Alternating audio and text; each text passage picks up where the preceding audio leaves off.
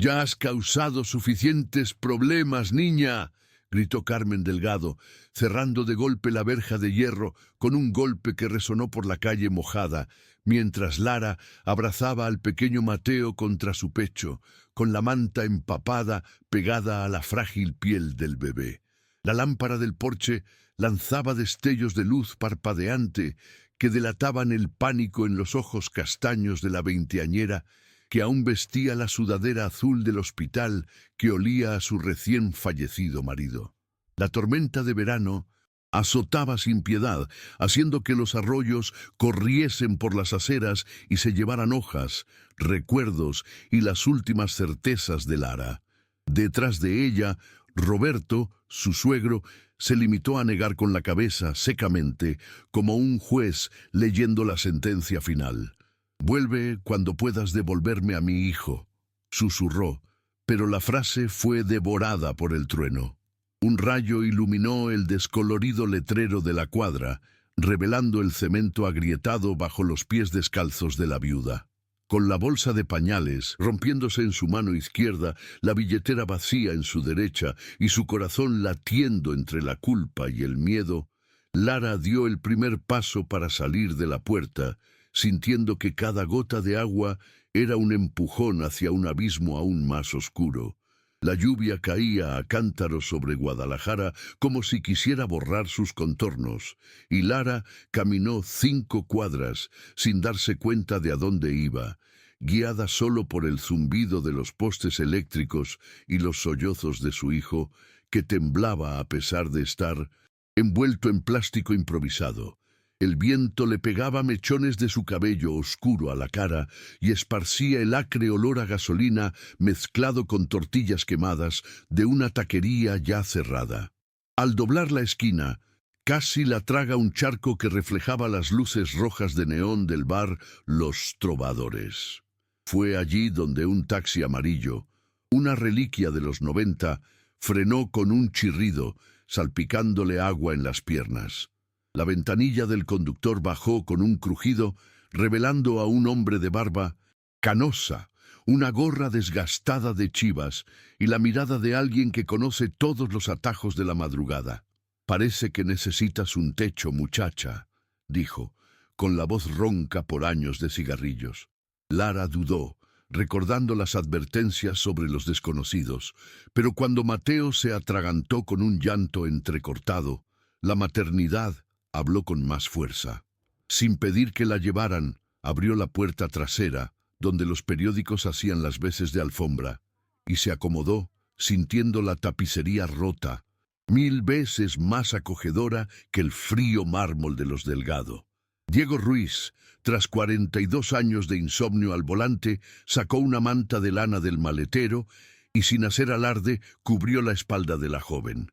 «Me llamo Diego. Antes de que pienses tonterías, te doy mi placa», dijo, extendiendo el cartel plastificado del sindicato de taxistas. En el silencio que siguió, el motor en marcha sirvió de invernadero, y los limpiaparabrisas marcaban el paso con su hipnótico vaivén. Mateo se calmó al sentir el calor, y Lara, todavía aturdida, dio las gracias con voz ronca. Diego inclinó el retrovisor. «¿Tienes a dónde ir?». Ella negó con la cabeza. Luego tecleó algo en el viejo móvil pegado al salpicadero. «Conozco un sitio decente que no hace preguntas y no cierra la puerta con llave a la gente que se moja. Está a 15 minutos de aquí. ¿Aceptas?». Lara agarró el asa de la bolsa rota, sintiendo que el plástico cedía, y murmuró: «Acepto», sorprendida por su propia Lentamente, pasando el entre taxi charcos arrancó, que reflejaban la luz verdosa de los semáforos, como si bajo la lluvia se estuviera creando un nuevo camino para guiarlo hacia un destino todavía invisible. El viaje a Casa Aurora fue una mezcla de olores y sonidos que Lara apenas registró. El aroma salado del río contaminado, el crujido de las llantas al pinchar los charcos, las risas apagadas de los adolescentes bajo las lonas de plástico. Para cuando el taxi giró hacia la calle Santa Clara, la tormenta había amainado, pero los relámpagos aún cruzaban el cielo, iluminando el letrero descolorido del albergue. Sofía Ferrer, de 38 años, una exindigente que calzaba botas de goma rosas, abrió la puerta exterior sin preguntar nada. «Aquí nadie duerme afuera, niña», dijo, guiándolas por un pasillo húmedo que olía a sopa de lentejas. En la habitación con las paredes desconchadas había un catre de campaña y 2 colchones sobre plataformas bajas. Sofía trajo toallas calientes que estaban perdiendo, hilos y un biberón metálico que alguna vez fue un vaso de cerveza.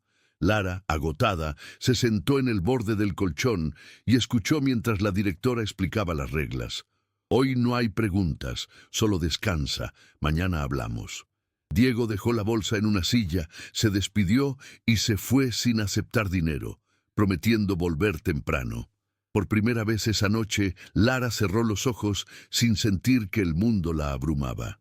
El tímido sol de la mañana siguiente se filtraba por las lamas de las persianas, dibujando reflejos dorados en el rostro de Mateo. Lara despertó con el aroma a café recién hecho y el murmullo de voces femeninas que intercambiaban secretos sobre ropa donada. Sofía tocó a la puerta y le entregó una muda de ropa, vaqueros, una camiseta blanca y unas zapatillas desgastadas pero secas. «Hay una feria de donaciones en el patio, vengan cuando quieran», dijo. Lara cambió pañales, se lavó la cara en el lavabo de porcelana desportillada y por primera vez en días se cepilló el pelo, con un peine prestado. En la cafetería, Diego la esperaba con un plato de chilaquiles humeantes. «Prometí volver», sonrió, señalando una hielera con leche caliente. Entre bocado y bocado hablaron poco. Él de su hija en Los Ángeles, ella de sus clases de enfermería pendientes. Cuando el reloj dio las 11, entró un hombre con un traje desgastado, preguntando por Lara Gómez. Diego frunció el ceño, pero el visitante levantó un sobre sellado. «Soy Daniel Herrera, abogado de la herencia de Eric Delgado. Necesitamos hablar sobre el futuro de usted y su hijo». El silencio invadió la sala. Daniel se sentó frente a Lara y Diego, ajustándose las gafas rectangulares como si llevara no solo papeles, sino también destinos. Arrancó el sello del sobre marrón y colocó 3 objetos sobre la mesa. Una póliza de seguros Monte Azur, una llave vieja sujeta a un llavero azul marino y una carta manuscrita fechada 15 días antes del accidente. Su marido previó riesgos en la ruta que tomaba hacia la obra. Empezó en voz baja para no molestar aún más a la joven. Lara sintió un nudo en el estómago al leer la cantidad, $150,000, mientras que la tinta corrida revelaba que había sido firmada a toda prisa. «Eric me pidió que me pusiera en contacto con usted solo después del funeral, por si la familia se resistía», continuó. Diego guardó silencio, pero el crujido de sus dedos en el asa del asiento delató su indignación. Lara, aún oyendo el eco de las acusaciones de su suegra, susurró que no podía aceptar dinero manchado de sangre. Daniel respiró hondo. «No es dinero por culpa, es dinero por cuidados, y esta llave abre un apartamento que compró en secreto, registrado solo a su nombre, para nunca quedarse sin hogar». Por la tarde, incluso con los zapatos aún húmedos, Lara se subió al asiento trasero del taxi de Diego con la llave apretada en la palma de la mano, mientras Daniel la seguía en su sedán atiborrado de carpetas. La dirección estaba en la colonia americana, una manzana beige que habría pasado desapercibida de no ser por las bugambilias moradas que trepaban por los balcones como silenciosos fuegos artificiales. En el tercer piso, la puerta 3B crujió como si nadie la hubiera abierto en años.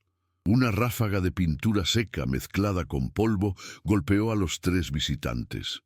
Solo había un colchón apoyado contra la pared, una cuna desarmada todavía envuelta en plástico y recibos de condominio pagados a tiempo alineados en la encimera de la minicocina.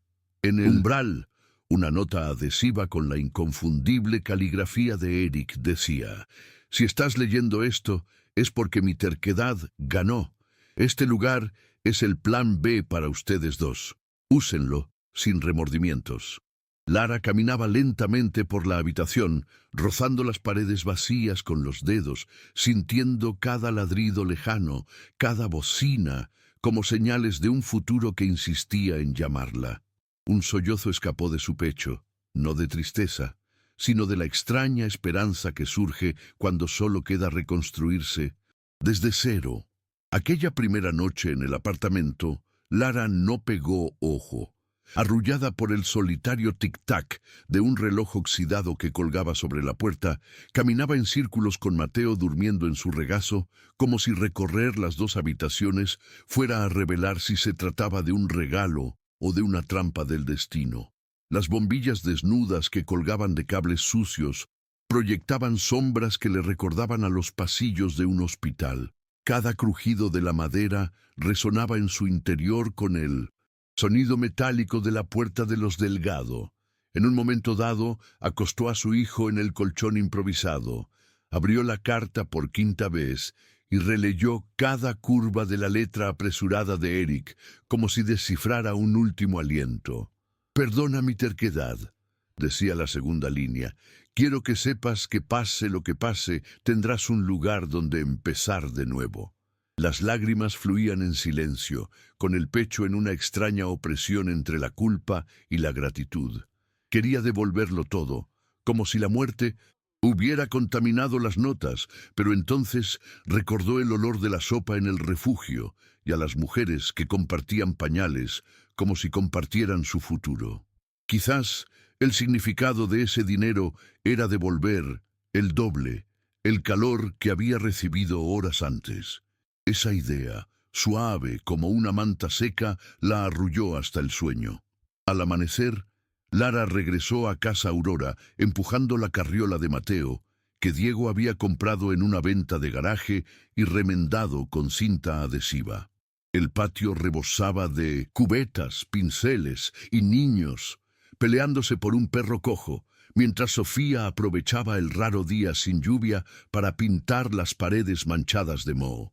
La directora arqueó las cejas al ver el rostro de la joven brillar con algo más fuerte que el café.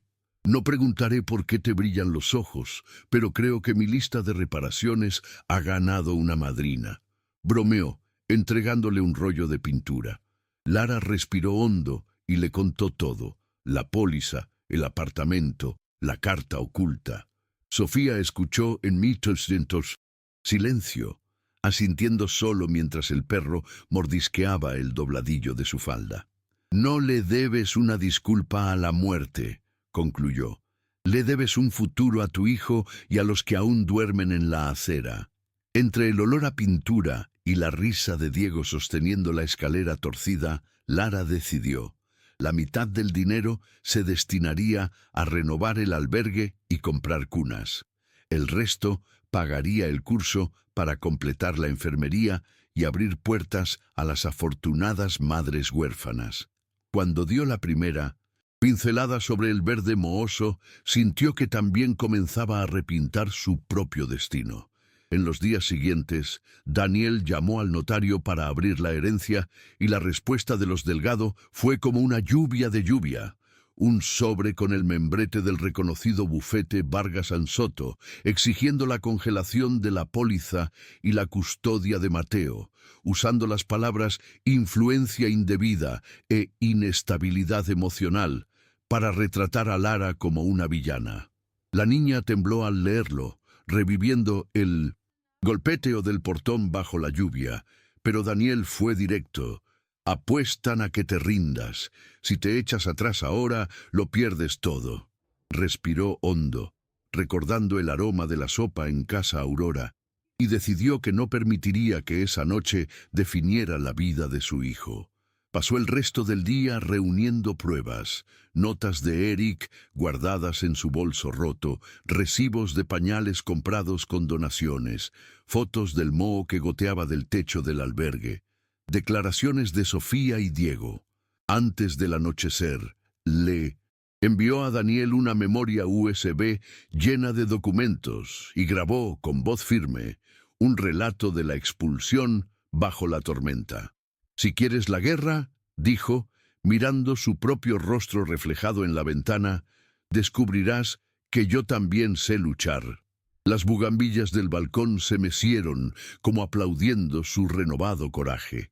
2 semanas después, la audiencia preliminar llenó el juzgado de Zapopan. Carmen apareció de luto impecable, con un velo negro que ocultaba lágrimas calculadas. Roberto sostenía un crucifijo de plata como escudo. Del otro lado, Lara sostenía a Mateo en brazos, con el overol azul del albergue, rodeada de Sofía, Diego y 3 madres de la habitación 4 de Casa Aurora. El juez, un hombre bajo y de voz áspera, fue el primero en oír la acusación. El abogado de los Delgado pintó a una chica ambiciosa que se aprovechó de la muerte de su esposo y puso en riesgo a su nieto. En su defensa, Daniel mostró las imágenes de la cámara de la entrada. Carmen empujando a Lara hacia la tormenta mientras Roberto apagaba el intercomunicador.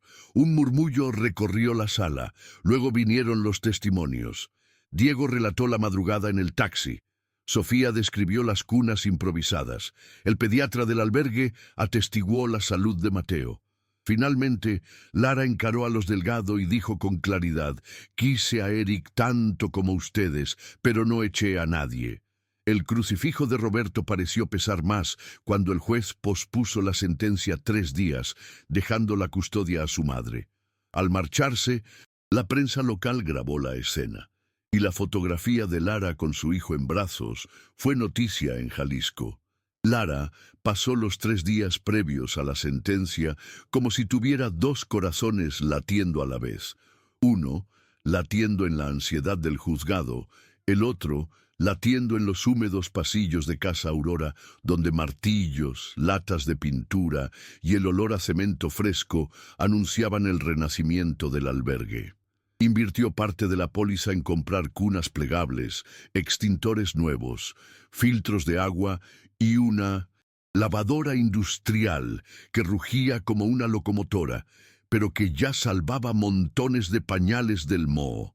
Por la noche, se sentaba en el colchón del apartamento vacío a revisar recibos con Daniel, mientras Diego, ahora voluntario habitual, armaba las camas metálicas que llegaban desarmadas. Es extraño sentir tanto miedo y tanta esperanza a la vez, le confesó al abogado, mientras garabateaba presupuestos en la mesa improvisada hecha con 2 cajas de cartón. Daniel, ajustándose la corbata, respondió que la valentía no era la ausencia de pánico, sino el acto de aprovechar cada minuto útil antes de él. El último día, Sofía cosió sobre unas sábanas un sencillo escudo, un paraguas abierto sobre un corazón, bordado en rojo, y escribió con tinta azul marino el nombre sugerido por Diego: Madres bajo la lluvia. Cuando el juez leyó la decisión final, el silencio en la sala pareció absorber el aire a través de los altos vitrales. Rechazo la solicitud de revocación de la póliza, confirmo la posesión del apartamento por parte de la demandante y mantengo la custodia del menor con la madre biológica. Carmen dejó escapar un sollozo que resonó como un cristal quebrado. Roberto bajó su crucifijo, mirando por primera vez la foto de Mateo en la carpeta de documentos.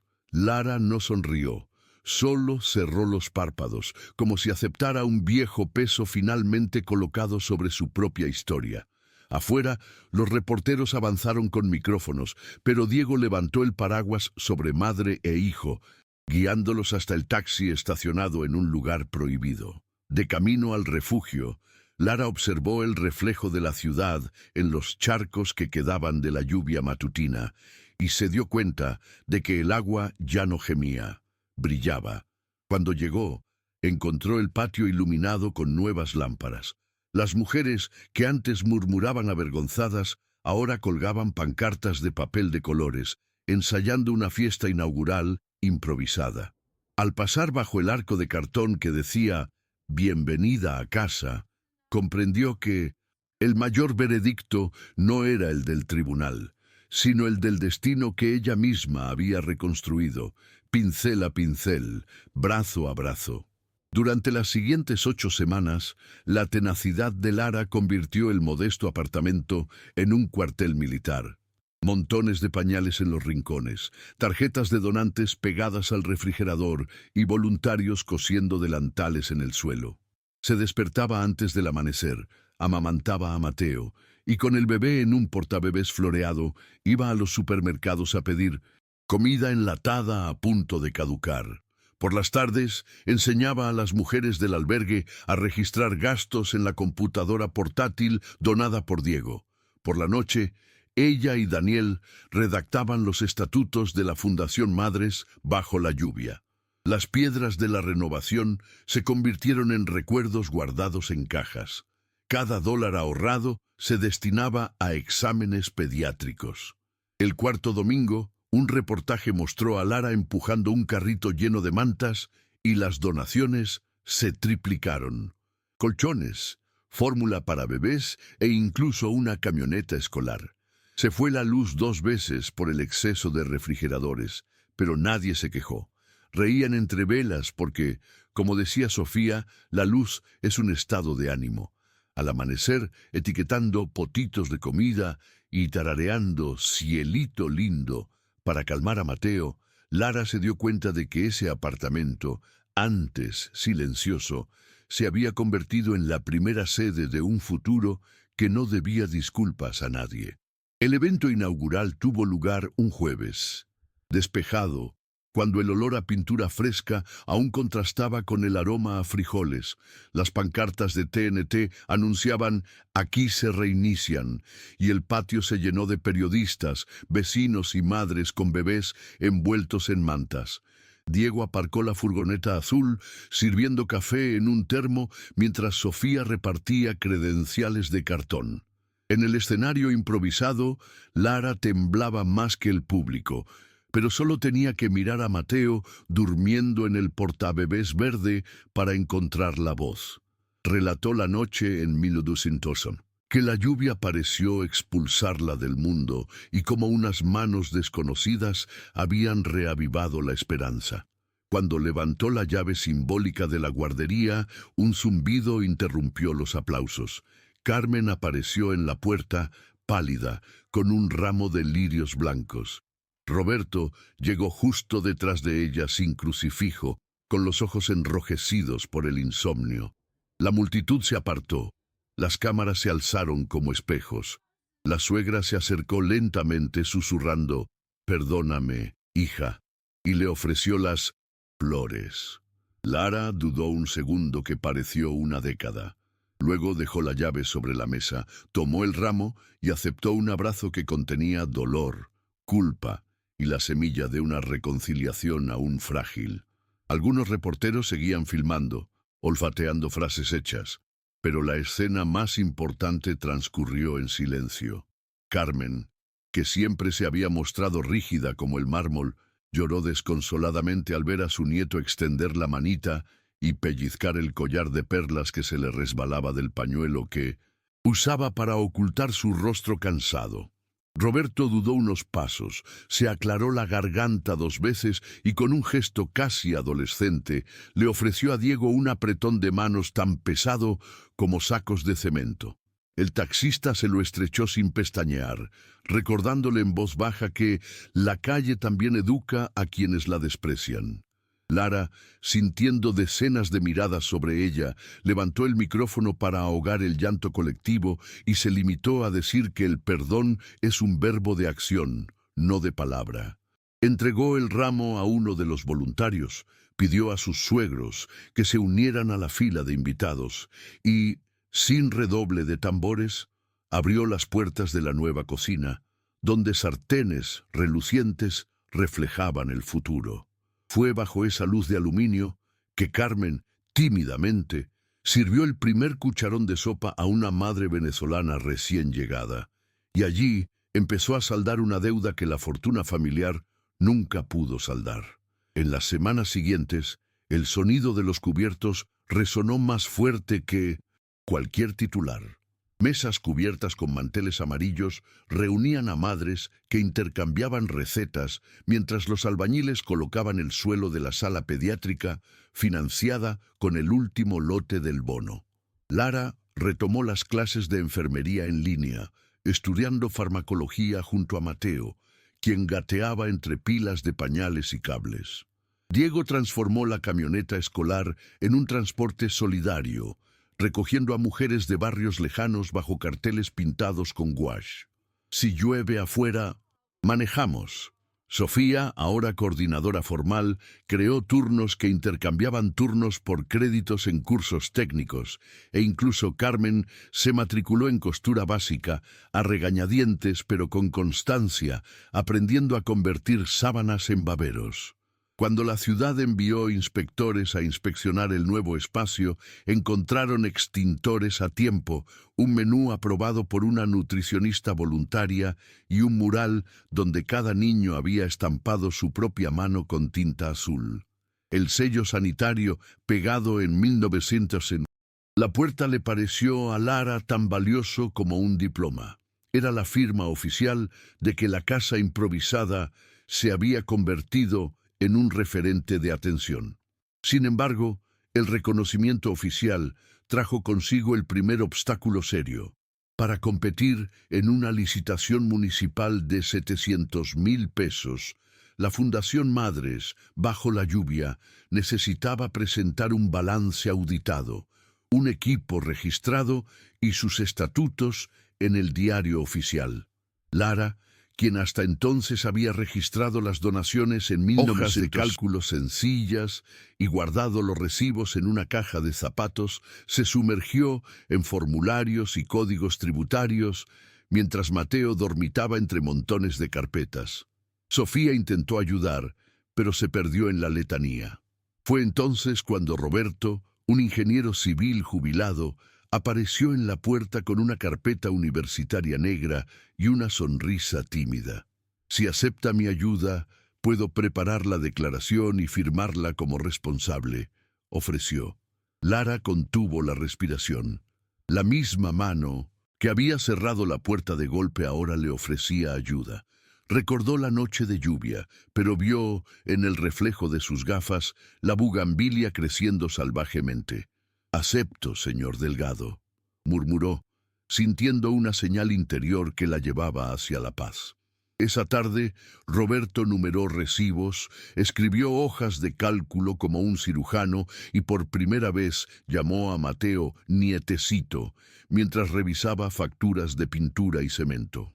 3 meses después, en una sala acristalada del Departamento de Desarrollo Social, Lara, Sofía y Roberto esperaban bajo el aire acondicionado excesivo, rodeados de ONG que sostenían folletos coloridos. Diego se quedó en el aparcamiento, calmando su ansiedad con un café aguado. Cuando el director apareció con un sobre franqueado, el corazón de Lara latió con fuerza.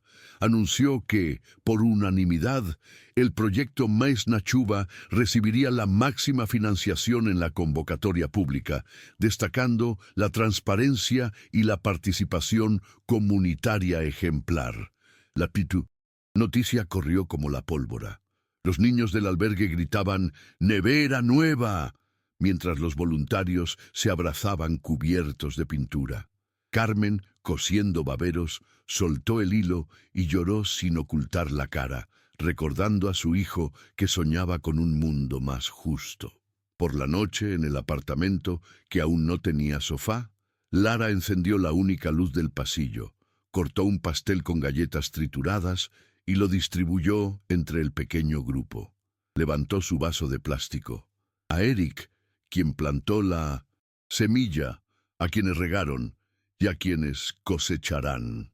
El brindis resonó entre las paredes desnudas, y Mateo, en el regazo de Sofía, murmuró algo que, para todos, sonó como un gracias.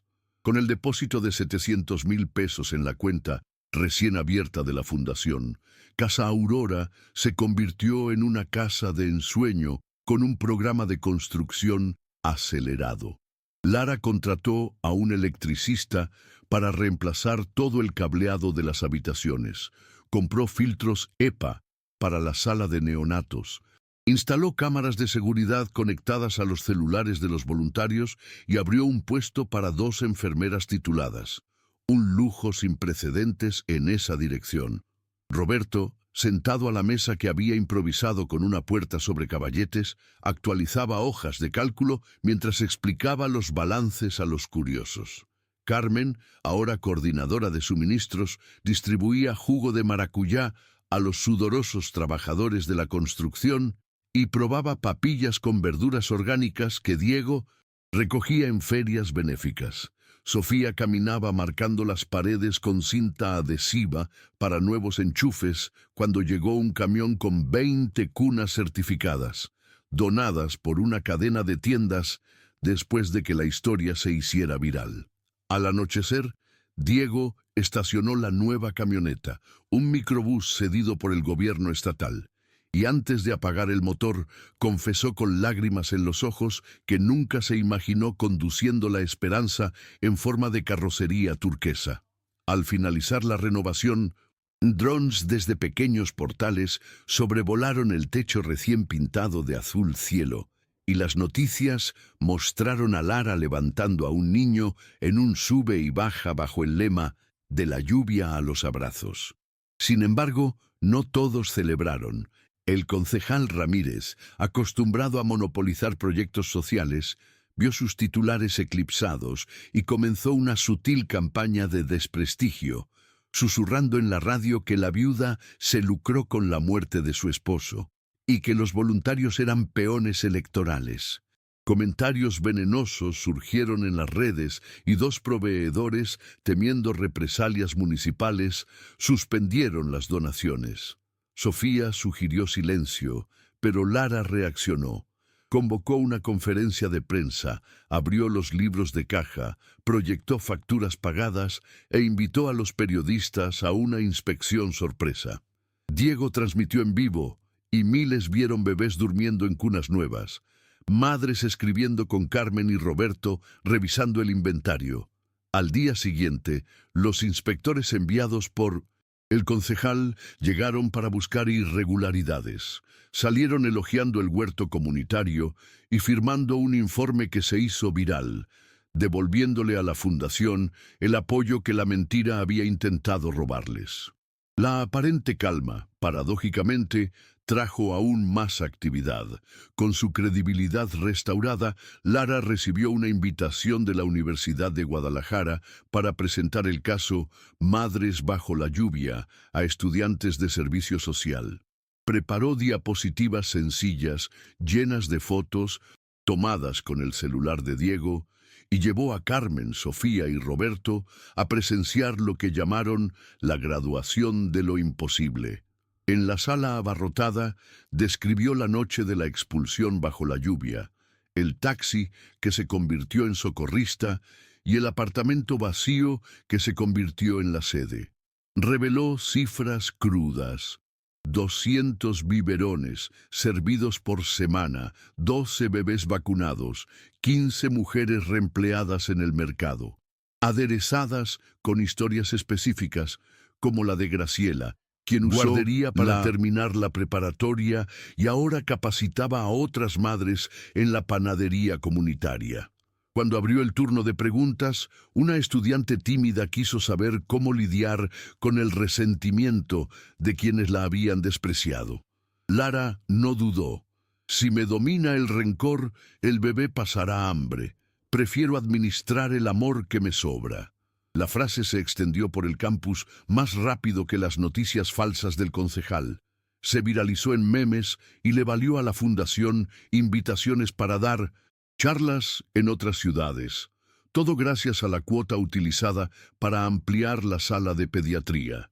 La culminación de ese semestre llegó una noche de diciembre, cuando el patio de Casa Aurora se transformó en un auditorio abierto para la primera subasta benéfica de la fundación. Faroles de papel colgaban de cables, reflejándose en las paredes recién pintadas, mientras las madres servían empanadas de maíz rellenas de queso donado por una cooperativa. Diego, vestido con una chaqueta prestada y una corbata torcida, ofició de maestro de ceremonias, golpeando un mazo improvisado hecho con una cuchara de madera. Subastaron cuadros pintados por voluntarios, una camiseta autografiada por un jugador de las Chivas e incluso el viejo taxímetro de Diego, reemplazado por una aplicación que, para sorpresa de todos, fue comprado por un coleccionista. Cuando el marcador electrónico, instalado por los estudiantes de informática de la universidad, llegó a los 100.000 pesos, Carmen soltó el micrófono. Ahogada en lágrimas, Lara la apoyó al darse cuenta de que la antigua garante del prejuicio ahora vendía boletos de rifa con su nieto en brazos. En el clímax de la noche, Roberto subió al escenario, levantó el sobre con el aviso municipal y anunció que habían logrado equipar una segunda unidad de la fundación en Tepatitlán con el gobierno estatal. La ovación se mezcló con el aroma de las empanadas y los acordes de violín de los estudiantes solidarios, sellando la certeza de que la lluvia de esa primera noche no había extinguido la esperanza. De hecho, había sido el inicio de una semilla lista para florecer en todo el estado. El éxito de la subasta desencadenó una avalancha de llamadas que haría sudar a cualquier emprendedor veterano, y más aún a una ex-estudiante de enfermería que aún se sentía intimidada. Esa misma mañana, Lara recibió una oferta de una cadena de supermercados para donar alimentos próximos a su fecha de caducidad, una invitación del periódico El Occidental para escribir una columna quincenal sobre la maternidad sin hogar e incluso correos electrónicos curiosos de influencers que ofrecían colaboraciones remuneradas. Quería aprovecharlo todo, pero Mateo eligió ese mismo día para tener su primera fiebre alta, reduciendo el entusiasmo de su madre a compresas tibias y contando las horas entre dosis de paracetamol. Mientras el termómetro marcaba 40 grados, las fechas límite para firmar acuerdos zumbaban en la pantalla del portátil.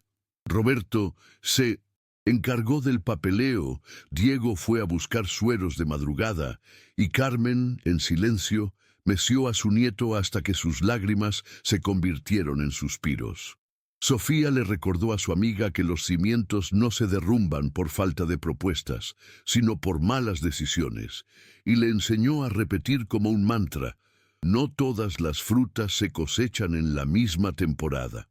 Cuando la fiebre se calmó, Lara comprendió que expandirse también significaba aprender a decir no. Con la lección del límite aún fresca en la memoria, Lara viajó a Tepatitlán para ver el edificio cedido por el ayuntamiento. Una bodega amarilla, ventanas rotas, un grafiti que decía «La vida es dura». Llevó a Diego para guiar la ruta y a Sofía con una cinta métrica colgada del cuello. Al segundo día de limpieza, unos vándalos lanzaron ladrillos a la puerta recién soldada y robaron cables de cobre, dejando a todos a oscuras. Roberto llegó 2 horas después con un generador diésel. Carmen repartió velas y sándwiches improvisados, diciendo que las costureras cosen botones incluso en la oscuridad. Por la mañana, vecinos curiosos hicieron fila para repintar las paredes, trayendo cubetas de pintura donadas por un comercio local que había visto el informe. Lara comprendió que no solo defendían el edificio, sino el concepto de refugio ante las lluvias invisibles, la violencia y el abandono. Cuando colocaron el cartel «Madres bajo la lluvia según» sobre la puerta, los aplausos se mezclaron con un silencio reverente, señal de que, incluso bajo ataque, el proyecto ahora pertenecía a más personas de las que cabían en cualquier informe, y allí Lara prometió que cada ladrillo valiera el grito que la hizo salir en la primera tormenta. 15 días después de la inauguración en Tepatitlán, aún con olor a cemento fresco, llegó un aviso de la Secretaría de Obras Públicas prohibiendo las operaciones debido a defectos estructurales encontrados durante una inspección nocturna. Roberto se sorprendió. No se registraron visitas en 1900. Los libros. Al anochecer, Lara, Diego y Sofía fueron al edificio acompañados por un amigo ingeniero de la universidad. Solo encontraron un trozo de cinta amarilla colgando entre dos ladrillos y fotos borrosas adjuntas al expediente. Imágenes claramente antiguas de grietas ya reparadas. Mientras examinaban la fachada, dos jóvenes en motocicleta pasaron gritando que el albergue era el negocio de lavado de dinero de una viuda rica. Lara respiró hondo, recordando la lección sobre los límites, pero decidió que ciertos ataques merecían una respuesta. A la mañana siguiente presentó una denuncia por acoso administrativo, adjuntando imágenes de cámaras recién instaladas por el equipo de informática que mostraban el edificio intacto durante la supuesta inspección. Lo compartió todo en redes sociales, en un video de 3 minutos, en el que, mirando directamente a la cámara, dijo: «Si los que ostentan el poder quieren jugar a la tormenta, recuerden que ya aprendí a bailar bajo la lluvia». La publicación fue compartida más de 50.000 veces en 10 horas y obligó al gobierno de la ciudad a levantar el embargo antes de que terminara la semana. Las repercusiones transformaron el Refugio Segundo en un símbolo de resistencia. El número de voluntarios se duplicó, llegando gente de San Juan e incluso León, trayendo bolsas de cemento, juguetes y cursos de capacitación. Los sábados, el patio se convertía en una feria de servicios. Los dentistas realizaban empastes en carpas a rayas. Los psicólogos ofrecían círculos de conversación bajo la sombra de las lonas, y Diego coordinaba un servicio de entrega de pañales desde el auto, donde los conductores podían dejar los paquetes sin tener que bajarse de sus autos. Carmen, ahora representante oficial de las madres costureras, firmó un contrato con una cadena de clínicas para proporcionar batas de laboratorio infantiles, garantizando así un ingreso estable para los residentes que ya sabían hacer dobladillos sin mirar la aguja. Mientras tanto, Mateo, que ahora gateaba por los coloridos pasillos, se convirtió en la mascota del proyecto, ganándose el apodo de Chubiña entre los niños. Una tarde de otoño, Lara recibió una llamada del Ministerio de Ciudadanía Federal. Su nombre había sido nominado para el Premio Nacional Puentes de Esperanza a la Innovación Social. Colgó el teléfono con manos temblorosas, miró a su hijo sonriente y se dio cuenta de que, a partir de entonces, sus tormentas privadas serían parte de un cielo mucho más amplio y estrellado. La nominación para Puentes de Esperanza requirió que Lara viajara a la Ciudad de México para la ceremonia en el Teatro de la Ciudad, y la logística, que debería haber sido sencilla, se convirtió en una nueva prueba para su resiliencia.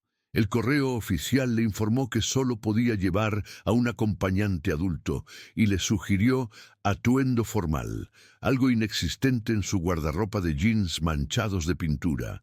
Sofía le ofreció un vestido color borgoña que guardaba desde la graduación que nunca se realizó.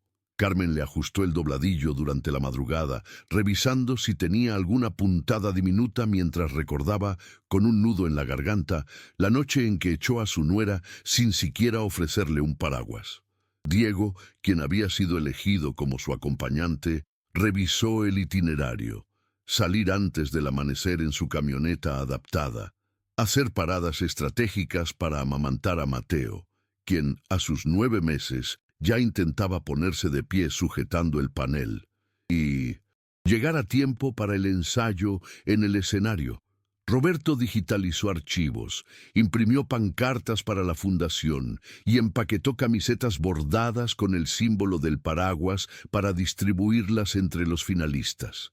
El día anterior había llegado una tormenta, como si el cielo quisiera recordarles que todo había comenzado bajo aguas embravecidas, pero esta vez el equipo estaba preparado, impermeables, toallas, un generador portátil y la certeza de que ninguna tormenta los detendría.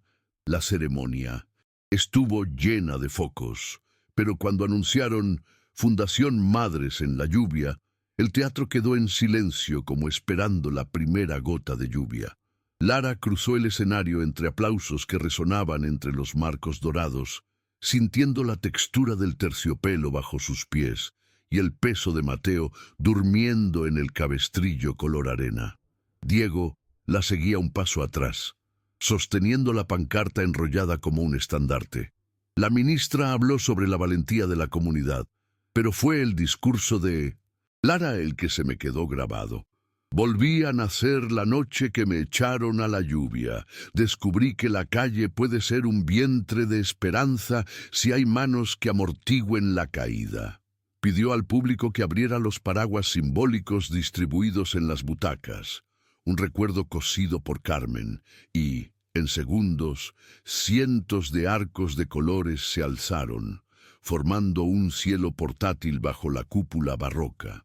Este premio, concluyó, mirando a la cámara que transmitía a todo el país, es para cada madre que resiste, para cada desconocido que ofrece refugio, y para el hombre que en silencio compró un apartamento para asegurarse de que la lluvia fuera solo un pasaje.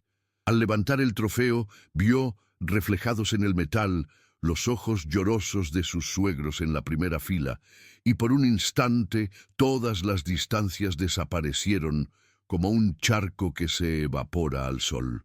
El regreso a Guadalajara tuvo un sabor agridulce de despedida y nuevo comienzo. En el camino, la camioneta azul turquesa atravesaba campos de agave que brillaban bajo el sol, mientras que dentro del vehículo, Carmen mecía a Mateo para que se durmiera cantando Cucurrucucú Paloma en voz baja.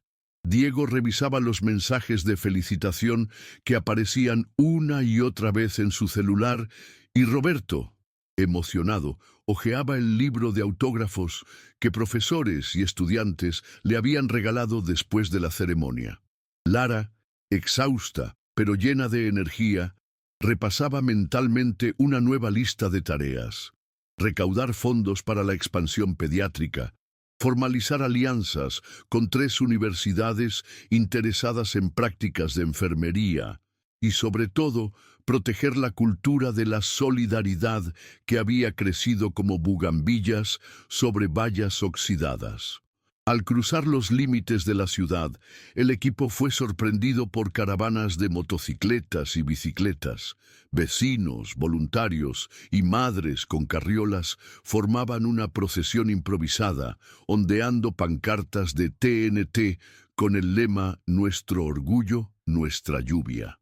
Diego tocó la bocina rítmicamente, Carmen secó las lágrimas y Roberto grabó todo para compartirlo en redes sociales. Lara sostuvo el trofeo contra su pecho, no como un logro personal, sino como un faro que debía iluminar cada callejón por donde la tormenta aún expulsaba a alguien. Y se juró a sí misma que ningún nuevo objetivo borraría la esencia del primer gesto: ofrecer refugio antes de preguntar.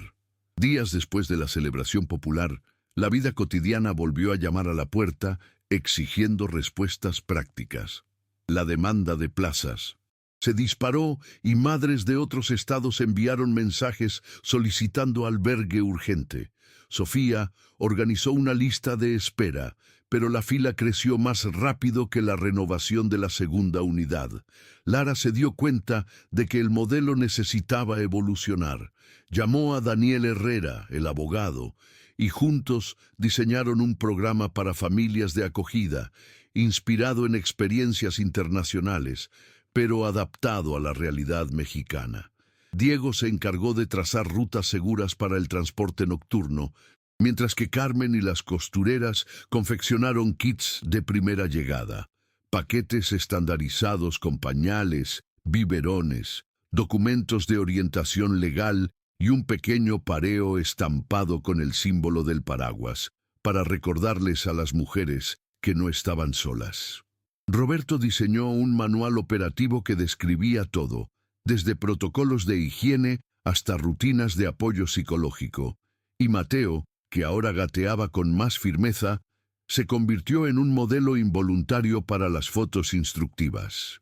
Lara presentó el proyecto piloto a la Secretaría de Bienestar Social y recibió la aprobación para comenzar con 10 hogares voluntarios. Al firmar el acuerdo, sintió las mismas mariposas en el estómago que la noche lluviosa, pero esta vez acompañadas de una tranquila certeza. Los cimientos ya no eran solo un techo, se habían convertido en un sistema de puentes entre corazones dispuestos a enfrentar juntos cualquier tormenta. El proyecto piloto comenzó temprano un sábado por la mañana, cuando la primera familia de acogida, la familia Velázquez, acogió a Mariana, de 22 años, embarazada de 8 meses y expulsada de casa por su padrastro alcohólico. Lara y Diego llegaron con la camioneta llena de víveres, y Roberto, armado con hojas de cálculo, comprobó cada artículo con el manual recién diseñado. La casa olía a madera pulida y café recién hecho. Aún así, los dedos temblorosos de Mariana se tensaron al tocar la brillante barandilla. Sofía la condujo por el pasillo, adornado con fotos de sus hijos de acogida, explicándole lentamente que la custodia era temporal, pero que el cuidado sería permanente hasta que naciera el bebé. Doña Esperanza, la matriarca de la familia, le ofreció una manta bordada con rosas, diciendo: «Para que el parto comience con flores, no con gritos». Mariana lloró en silencio, y Lara, observando la escena, sintió que se le ensanchaba el corazón. Allí, la modelo dejó el papel y se convirtió en un cariño palpable. Al salir, le entregó al joven marino de la fundación, un símbolo que ahora recorrería hogares sin techos de ladrillo, pero con techos de personas dispuestas a compartir el cielo. Sin embargo, la expansión trajo consigo eventos inesperados dignos de una telenovela.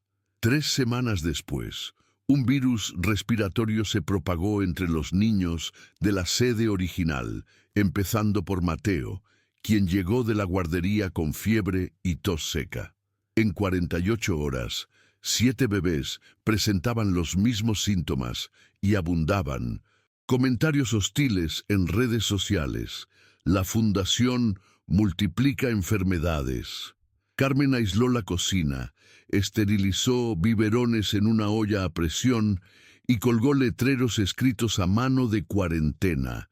Diego convirtió la camioneta en una ambulancia improvisada, haciendo viajes de ida y vuelta al centro de salud. Lara, superando la culpa que le carcomía el estómago, llamó a cada familia de acogida, recomendando mascarillas y cancelando visitas. Roberto creó una hoja de cálculo en línea con la temperatura, los medicamentos y la evolución de cada niño, mientras que Sofía llamó a antiguos colegas de los médicos de calle para los turnos de noche. La tormenta pareció recordar a la fundación sus orígenes, pero tras una semana sin hospitalizaciones graves, el pánico dio paso al orgullo.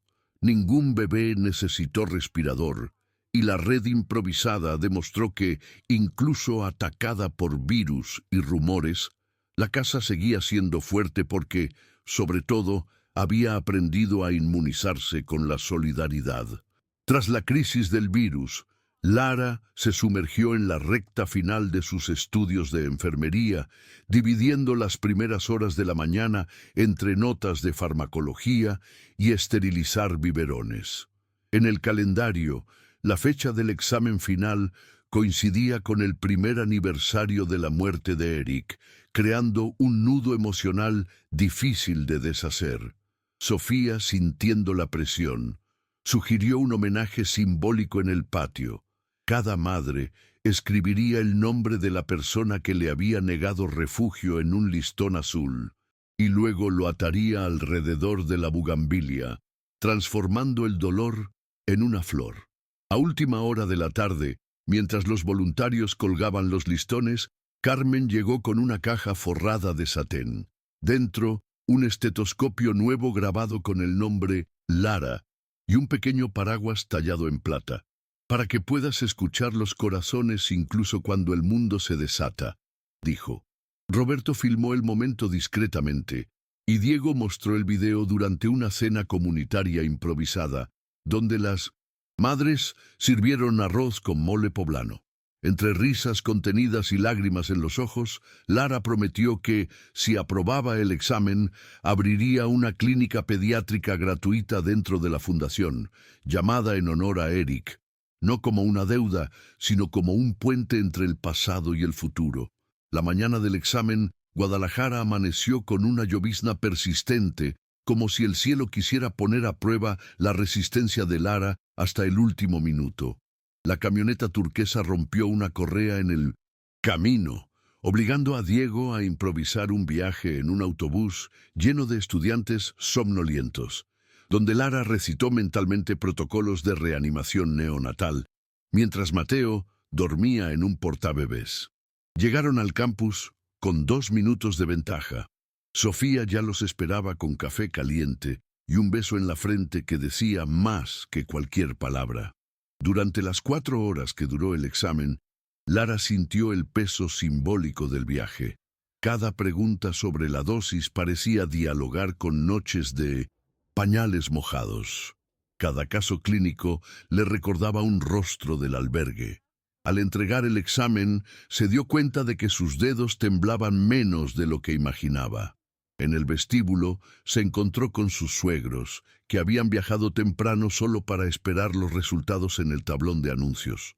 Carmen abrazó a su nuera sin reservas, mientras Roberto, con voz entrecortada, confesaba: «Eric te volvería a elegir, todos los días». El panel electrónico se iluminó a las 17:00. Aprobado. 9.3. El coro de gritos y aplausos se mezcló con el sonido de la lluvia, que por primera vez sonó como música de celebración. Un preludio de la clínica que pronto abriría sus puertas a los niños cuyo primer llanto resonaría en un lugar seguro. En las 4 semanas posteriores a la aprobación, Lara transformó el antiguo almacén de alimentos en una clínica pediátrica ambulatoria, erigiendo tabiques de MDF donde antes solo había cajas de frijoles. El letrero «Clínica Infantil Eric Delgado» fue pintado por madres artistas con pintura de la subasta. Diego instaló iluminación de emergencia reutilizando faros de coche, y Roberto calibró un microscopio donado, murmurando ingeniería de precisión como mantra. El olor a alcohol, al 70%, competía con el de la sopa de lentejas, mientras Carmen cortaba delantales del mismo TNT que antaño cubría los colchones. El día de la inauguración, 8 bebés pasaron por el triaje, y Lara, con un estetoscopio nuevo colgado del cuello, escuchó el primer soplo cardíaco con lágrimas en los ojos. Era como si cada latido dijera «sobrevivimos». Al final del turno, reunió a los voluntarios en el patio y, abrazando a Mateo, ahora con dientes que podían masticar las etiquetas con los nombres, prometió extender el servicio a Tepatitlán hasta el siguiente trimestre. Lo que empieza con un paraguas debe convertirse en una constelación de tejados, declaró, recibiendo aplausos que resonaron como truenos de alegría. Esa noche, al cerrar su historial médico, se dio cuenta de que, aunque el cielo seguía siendo impredecible, dentro de los muros se respiraba una atmósfera primaveral permanente. El éxito de la clínica llamó la atención de quienes se benefician de la escasez. Una compañía de seguros médicos envió a un representante ofreciendo una colaboración exclusiva que implicaría altas cuotas mensuales para familias ajenas a la clínica. Lara se negó, alegando la misión gratuita del proyecto, pero el representante prometió usar su influencia. 2 días después, los inspectores de salud se presentaron sin previo aviso y le impusieron una multa por salario digno insuficiente. Un detalle irónico, ya que el propio gobierno había pagado recientemente dicho salario. Daniel presentó una apelación, pero mientras el proceso estaba en marcha, las redes sociales se llenaron de hashtags que sugerían irregularidades. Sofía sugirió una nueva conferencia de prensa. Diego preparó una transmisión en vivo y Carmen invitó a las madres a compartir sus experiencias.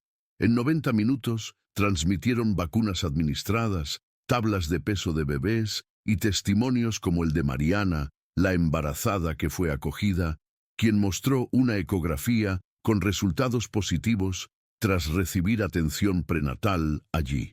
La transparencia arrojó luz donde la amenaza necesitaba sombra y el hashtag se convirtió en piso dorado, una burla a quienes intentaron sabotear la iniciativa. 3 emisoras nacionales cubrieron la defensa y en un giro poético, una fundación canadiense vio la transmisión en vivo y anunció una donación de $50,000 para pisos de vinilo para hospitales. Lara firmó el recibo con una sonrisa. La lluvia de críticas se había convertido, una vez más, en una lluvia inesperada. Con el piso de vinilo recién instalado, brillando como un espejo de agua, la clínica recibió un certificado de excelencia para niños y con él una invitación para unirse a una red latinoamericana de albergues. Lara abordó un tren a León para presentar el modelo a representantes de Ecuador y Colombia, dejando a Mateo al cuidado de sus suegros, quienes ahora cambiaban pañales con la experiencia de enfermeras. Durante el viaje, revisó el informe de impacto: 4.000 consultas pediátricas, 30 partos asistidos, 22 mujeres recontratadas como técnicas de enfermería. Cifras que antes parecían inalcanzables, ahora encajan en coloridas infografías creadas por voluntarios de TI. En el auditorio de León, mostró fotos del albergue de Tepatitlán. Después de una nueva capa de pintura, contó la historia de la inspección falsa y la multa convertida en piso premium, provocando risas y aplausos. Al final de la charla, representantes de países vecinos firmaron una carta de intención para replicar el proyecto, prometiendo adaptar el símbolo del paraguas a cada cultura local. Fue esa misma tarde que el ministro de Salud envió una nota oficial ofreciendo terrenos federales desactivados para la construcción de una tercera unidad. Lara cerró su laptop con cuidado, sintiendo el dulce peso de una realidad que tan grande ya no cabía solo en las calles donde todo comenzó. De vuelta en Guadalajara, la ciudad se preparaba para celebrar el primer aniversario de Mateo y el segundo de la fundación, fechas que coincidían con el calendario lunar. Sofía organizó una fiesta en el patio, colgando banderines azules y lilas que ondeaban como mini sombrillas, mientras Carmen horneaba 100 panes caseros rellenos de chocolate, donados por una panadería colaboradora. Diego creó un túnel de lluvia con aspersores reciclados, refrescando el calor de la tarde y recordándonos con un toque de humor de dónde provenía la llama inicial. Roberto estaba probando el proyector que proyectaría, al anochecer, un cortometraje documental grabado por los universitarios. Imágenes de la tormenta original simuladas en animación, superpuestas a escenas de la clínica, las familias de acogida y la subasta benéfica. Cuando Lara entró cargando a Mateo, ahora con botas amarillas y una sonrisa de dientes nuevos, la recibió un grupo de madres, voluntarios y niños blandiendo pequeños paragüitas de papel. Bajo las luces de colores, apagó la vela del pastel con forma de tejado, sin pedir nada más que agradecer por todo. Por la lluvia que la alejó, por el taxi que la trajo, por la puerta que cerró y que tantos otros pudieron abrir. Mientras el patio estallaba en aplausos, caían gotas artificiales del aspersor, y por un instante nadie supo si era una fiesta o un milagro continuado. Tras la celebración, la rutina adquirió una dimensión internacional. Mensajes de Bogotá, Quito y Lima inundaron la bandeja de entrada, pidiendo orientación sobre cómo construir casas de lluvia locales. Lara se dio cuenta de que si no creaba un manual replicable, el sueño se diluiría en una buena voluntad sin un método. Así que formó un comité.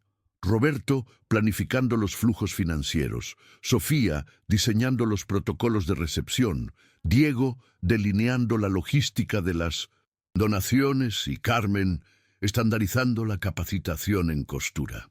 Durante 3 semanas durmieron poco, dividiendo su tiempo entre turnos en la clínica y reuniones nocturnas en el apartamento, donde los rotafolios competían por espacio con los cochecitos de bebé. Un amanecer lluvioso, Mateo se arrastró hasta uno de estos paneles y con la mano untada de papilla estampó una gran mancha color calabaza en el bloc de notas. Todos rieron. Lara limpió la tinta de la cara de su hijo y declaró que ese era el sello oficial del nuevo documento.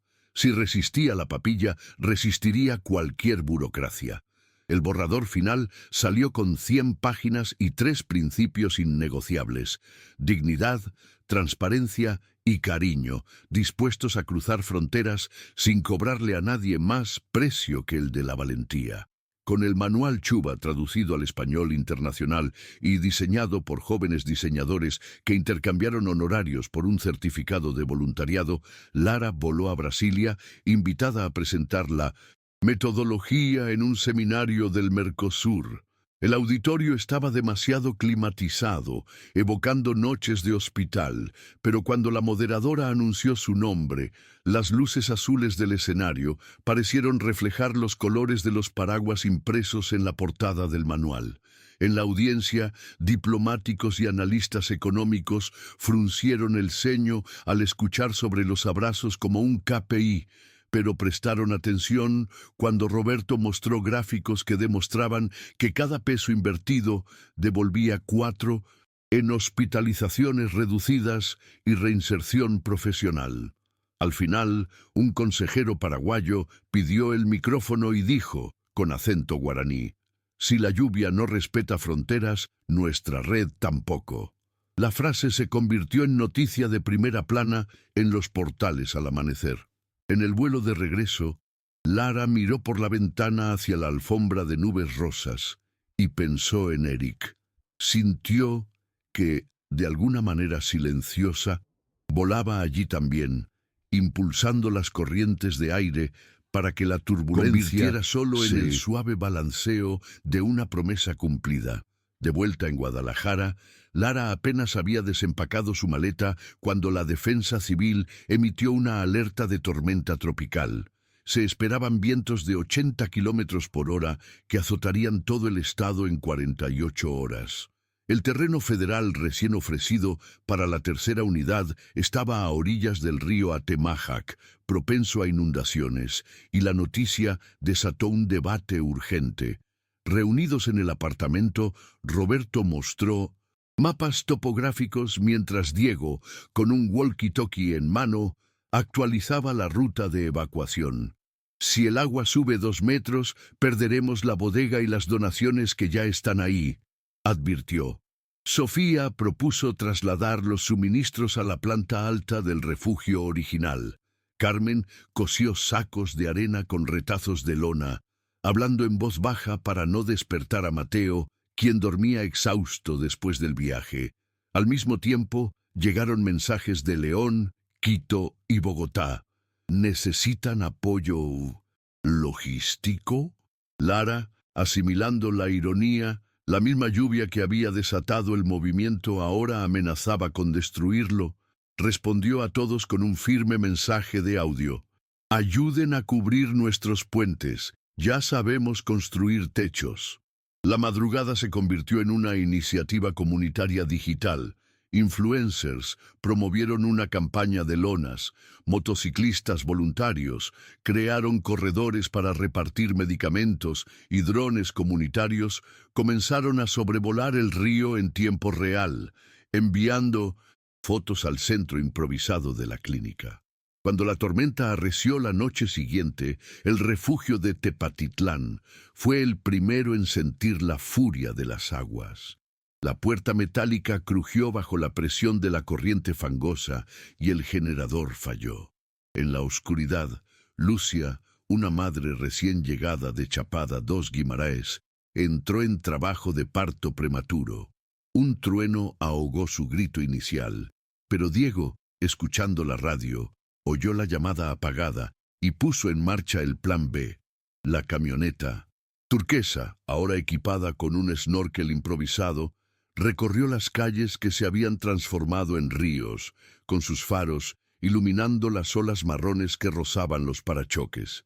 Al llegar, encontraron voluntarios guiando a la gente con cuerdas atadas a la barandilla. Dentro, Roberto usaba una linterna atada a la frente para suturar un corte en la frente de un niño, mientras Sofía calentaba toallas en el vapor de una sartén. «Puede que falte la luz, pero no la atención», anunció Lara, colocándole una máscara de oxígeno portátil a Lucia y guiándola hasta la camioneta, convertida en sala de partos móvil. 20 minutos después, entre relámpagos, nació Ramón, llorando tan fuerte que parecía competir con los truenos. La radio del departamento de bomberos recogió aplausos espontáneos mientras, al otro lado de la línea, Carmen rezaba en voz alta, sosteniendo a Mateo, demostrando que incluso cuando el cielo se derrumba, la Fundación ha sabido transformar cada gota en un latido de esperanza. Cuando las aguas retrocedieron al amanecer, el patio del refugio parecía una laguna marrón salpicada de juguetes flotantes, osos empapados, juegos de madera y cubos de colores que giraban como barcas sin timón. Lara, aún con su delantal manchado del parto, lideraba un grupo improvisado de personas. Se ataban cuerdas a la cintura para que nadie fuera arrastrado por el agua que insistía en correr por los pasillos. Diego empujaba la camioneta de maternidad como un ariete contra puertas, hinchadas, mientras Roberto catalogaba las cajas rescatadas en un cuaderno empapado. Sofía instaló un área de secado en el techo, colgando pañales entre antenas. Carmen preparaba papilla en una estufa de queroseno, usando una cuchara de repostería como termómetro. Con cada objeto rescatado, jeringas esterilizadas, paquetes de arroz, un violín escolar, alguien gritaba «¡Presente!» y el grupo respondía «Secoficar», transformando el desastre en un rito de pertenencia. En el cobertizo superior, Lucía amamantaba a Ramón bajo una linterna solar, y el llanto maratónico del recién nacido servía de sirena de que, a pesar de la inundación, el caudal de vida corría más alto que el nivel del agua. Cuando el agua finalmente retrocedió 2 días después, los expertos de defensa civil se asombraron al encontrar el refugio aún en pie increíblemente, funcionando como centro de distribución para los barrios vecinos que aún estaban sumergidos. Madres costureras cortaron lonas dañadas y las convirtieron en impermeables. Diego y motociclistas voluntarios formaron una caravana que repartió loncheras en los tejados donde las familias esperaban ser rescatadas. Roberto, apoyado en una carpeta plastificada, coordinaba hojas de cálculo de inventario en tiempo real con la ayuda de estudiantes universitarios de logística conectados por radioaficionado. Lara, entrevistada por un reportero desaliñado, explicó que la fundación se había convertido en una ciudad inflable, adaptable a la intensidad de la tormenta y capaz de expandirse donde no había techo. La noticia trascendió fronteras y, en menos de 48 horas, camiones de la Cruz Roja donaron vacunas. La NASA ofreció imágenes satelitales para monitorear nuevas inundaciones y un famoso cantante de ranchera anunció un concierto benéfico en vivo. Al recibir la noticia, Lara levantó el paraguas que había sido destrozado por el viento, riendo. «Si el cielo quiere ponernos a prueba, que vea cómo bailamos con sus truenos». La transmisión en vivo de la obra benéfica, transmitida en vivo desde el auditorio de Televisa, comenzó con mariachis cantando El Rey y terminó 8 horas después con un contador electrónico que mostraba el total de donaciones. 3.450.000 pesos, 50 carpas de hospital y la promesa de 30.000 vacunas contra el tétanos. Lara vio el espectáculo exhausta, sentada en una silla plegable frente a un televisor portátil alimentado por un generador, pero aplaudió cuando el cantante, con su sombrero plateado brillando bajo los focos, declaró: «Si la lluvia insiste en caer, que sea sobre un pueblo listo para sembrar». Mientras la audiencia en línea publicaba emojis de paraguas en el chat, Carmen guiaba a un grupo de madres que doblaban sábanas secas, Diego actualizaba flotas de voluntarios mediante una hoja de cálculo compartida y Roberto negociaba, por walkie-talkie, el aterrizaje nocturno de un helicóptero de logística en la cancha de fútbol del barrio vecino. Sofía, caminando por los pasillos aún húmedos, se aseguró de que cada tomacorriente recién instalado tuviera un protector de sobretensión. Al encontrarse con Lara, le ofreció una taza de atole caliente y le susurró: «La tormenta se ha convertido en un puente levadizo. Ahora debemos aprender a cruzarlo sin caer en la tentación de precipitarnos». La sonrisa cómplice duró poco, interrumpida por el pitido de la radio. Defensa Civil había liberado el terreno federal, pero recomendaba cambiar el proyecto a una cimentación sobre pilotes. Sin dudarlo, Lara respondió: «Si la tierra quiere agua, haremos que nuestros muros floten».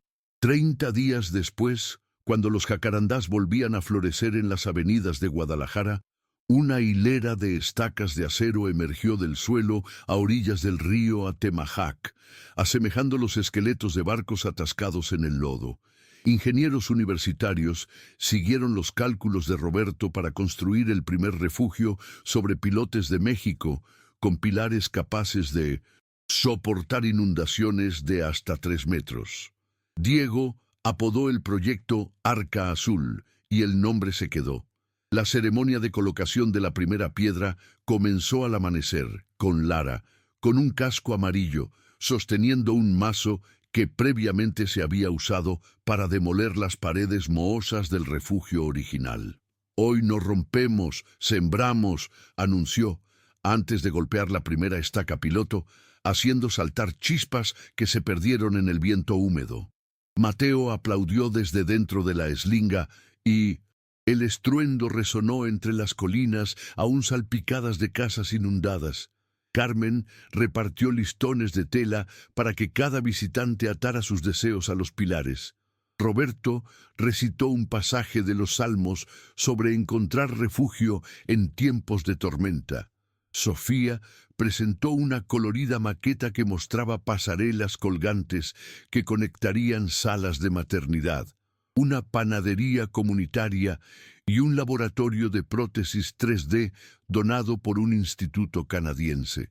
Cuando los drones captaron la imagen aérea, una gigantesca forma de paraguas dibujada sobre las pasarelas. Lara, mirando la pantalla del operador, sintió una lágrima tenaz correr por su mejilla y susurró: «Que la sombra de este techo alcance a cada náufrago antes de que caiga el próximo trueno». En los meses siguientes, el Arca Azul se convirtió en un hervidero de inventos. Estudiantes de ingeniería eléctrica instalaron paneles solares inclinados para funcionar incluso bajo densas nubes, mientras que arquitectos voluntarios crearon parasoles con botellas de PET, transformando el reflejo del río en un colorido mosaico en las paredes interiores. Diego coordinó balsas improvisadas que transportaban ladrillos ligeros de hormigón celular. Carmen, sentada en una plataforma temporal, dibujó plantillas de cubiertas de plástico para distribuir a las comunidades ribereñas. Y Roberto, con una cinta métrica digital, comprobó la altura exacta de cada pasarela, repitiendo que 1 centímetro de descuido se convierte en el mar. Lara caminaba sobre las vigas como una equilibrista, cargando a Mateo, quien ahora murmuraba agua, señalando el lecho fangoso del río. Fue en este ritmo de hormiguero que nacieron soluciones inusuales. Elevadores manuales de poleas para camas de hospital, cisternas invertidas que recogían la humedad de la niebla y huertos en macetas colgantes donde las madres cosechaban menta y lechuga sin agacharse. Al final de cada tarde, todos se reunían en la plataforma principal para ver cómo el sol poniente teñía de naranja el río. Era allí donde Lara, mirando las estacas reflejadas, sentía que cada pilar no solo sostenía hormigón, sostenía historias de exilio transformadas en puentes hacia futuros completos. 5 días antes de la inauguración oficial, el pronóstico del tiempo anunciaba fuertes lluvias, casi en tono de burla. Pero esta vez la advertencia sonó como una invitación. Lara llamó a voluntarios regionales por radio y pronto lanchas motoras se acercaron al arca, trayendo lonas adicionales y sacos de arena para las pruebas de peso. Cuando llegó la tormenta, los truenos retumbaron bajo las pasarelas. La corriente se tragó la orilla y láminas de agua se estrellaron contra los pilares. Sin embargo, la estructura permaneció inmóvil, como si flotara. Dentro, las madres repartían chocolate caliente en vasos biodegradables. Mateo corría entre las columnas, riendo cada vez que el viento sacudía el jardín colgante. Sofía lo filmó todo, las gotas deslizándose por las botellas, PET como cortinas líquidas, el brillo de los paneles solares reflejando los rayos, Diego guiando a los niños fascinados por el rugido del agua, una escena que, horas después, se hizo viral con el lema «Cuando el cielo pone a prueba, el cuidado baila». Al amanecer el río retrocedió y reveló el suelo seco de la plataforma, intacto. Roberto se levantó el casco, miró a Lara y dijo: «Hemos pasado la prueba de los dioses». Ella sonrió, recordando la primera noche bajo la lluvia, y respondió: «Y ahora estamos listos para protegernos de toda la inundación que está por venir». La inauguración oficial del Arca Azul comenzó con el sonido de tambores indígenas vibrando sobre los senderos recientemente secos, mientras que el río, ahora en calma, reflejaba faroles de papel con forma de lágrima, la idea de Carmen de devolverle la luz al agua. Representantes del gobierno estatal llegaron en botes inflables, flanqueados por fotógrafos que se balanceaban en kayaks, ansiosos por capturar el primer refugio sobre pilotes del país. Lara, con una bata blanca de laboratorio sobre un overol impermeable, guió a la comitiva a través de corredores suspendidos, explicando cada detalle. Cuencas de lluvia que se convertían en duchas, huertos colgantes que giraban con el viento, salas de parto diseñadas para flotar como conchas si las aguas subían demasiado. En el anfiteatro central, Roberto mostró gráficos proyectados sobre una sábana estirada entre postes, tasas de mortalidad infantil en 1900, desplome, estadísticas de desempleo materno reducidas a la mitad. Cuando el gobernador anunció fondos para replicar el modelo en otros 3 municipios ribereños, la multitud vitoreó. Pero lo más destacado fue ver a Diego, siempre conductor, recibir luz verde para abrir una escuela de navegación solidaria, enseñando a jóvenes ribereños a pilotear las balsas que, a partir de entonces, servirían de corredores humanitarios cada vez que el cielo decidiera recordar su poder. Esa noche, bajo la luz de 1900, la luna filtrada por las nubes aún densas, Lara se sentó en la pasarela más alta, donde el viento traía el olor a tierra húmeda y pintura fresca, y dejó que Mateo, ya caminando sin apoyo, arrastrara el trofeo Puentes de Esperanza por el suelo de vinilo, como si hubiera sembrado luz en las grietas. Sofía se acercó con 2 tazas de chocolate y, señalando los faroles oscilantes, comentó que cada luz colgada allí representaba una noche de lluvia superada. En total, eran 365, todo un calendario de pruebas transformado en una constelación flotante. Diego apareció poco después, informando por la radio que la caravana benéfica en directo había entregado las últimas vacunas. Carmen cosía, abajo, capas infantiles azul turquesa que, en el futuro, formarían parte de un kit impermeable de primeros pasos. Roberto, apoyado en la barandilla, hablaba de plantas que enraizan con más fuerza cuando los torrentes lavan la tierra. Y Lara, mirando el reflejo de la bugambilla que colgaba al borde del camino, pensó en Eric. Lo imaginó allí, sentado a su lado, comprendiendo que la llave del apartamento secreto ahora abría simbólicamente las puertas de ciudades enteras. Mientras soplaba el viento, susurró una promesa: que cada techo que levantemos le recuerde al mundo que ninguna tormenta es más grande que el coraje de empezar de nuevo. 3 meses después de su inauguración, el Arca Azul se convirtió en un elemento destacado en los informes de la ONU, y Lara fue invitada a Nueva York para hablar en el Foro Global de Resiliencia Urbana. Viajó con Sofía y una memoria USB llena de videos grabados por Diego.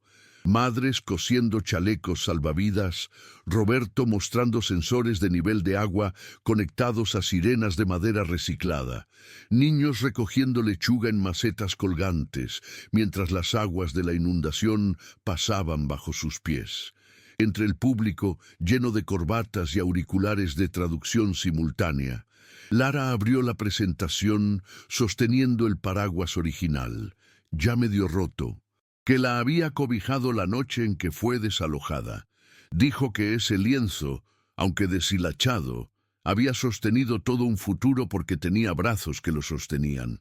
Mostró gráficos, pero insistió en el índice más importante: sonrisas secas después de la tormenta.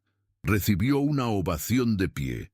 Al salir, alcaldes de Manila, Lagos y Yakarta se pelearon por minutos de conversación pidiendo la traducción del Manual de la Lluvia.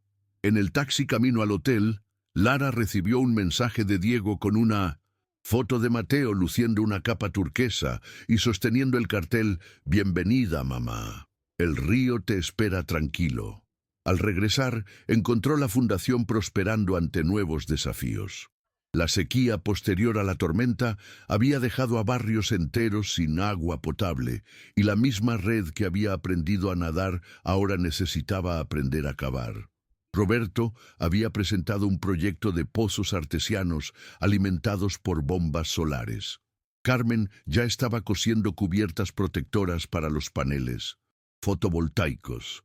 Sofía había creado un curso rápido de hidroponía con nutrientes extraídos de residuos orgánicos de la cafetería. Diego estaba probando triciclos con tanques de polietileno para transportar agua tratada a callejones estrechos. Lara se dio cuenta de que el ciclo natural no les daría tregua.